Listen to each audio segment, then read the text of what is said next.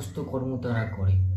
তা স্বামীজি যেই সময় যে সার্কামস্ট্যান্সেসের মধ্যে দাঁড়িয়েছিল স্বামীজি, ঠিক আছে, যে সমাজের মধ্যে স্বামীজি ছিল, সেই সময় এই তামসিকের কোয়ান্টিটি প্রচুর ছিল। সব একেবারে কোনো রকম কাজবাজ করবে না, একেবারে চুপ করে পড়ে থাকবে, হ্যাঁ, পায়ের ওপর পা তুলে।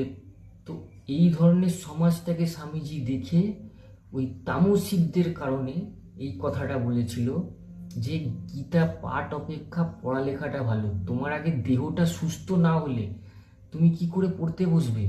তোমার যদি কোমরে ব্যথা থাকে, শরীরই সুস্থ না থাকে, তোমার তো পড়তেই মন করবে না। তা আগে কি করতে হবে? আগে বডিটাকে সুস্থ করতে হবে না?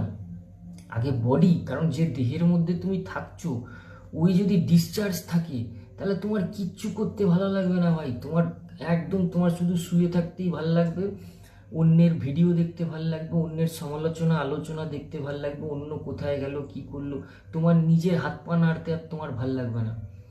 আমি ইনফ্যাক্ট এরম ঘরেও দেখেছি যে বররা সামান্য এক গ্লাস জল গড়িয়ে খেতে পারে না, বউকে বলছে জলটা এনে দাও। তো এরম ধরনের পাবলিকদের জন্য স্বামীজির এই কথাটা ছিল যে গীতা পাঠ না করে আগে খেলো, খেলাধুলা করে শরীরটা যখন চাঙ্গা হবে তখন গীতা পাঠ এমনি হবে।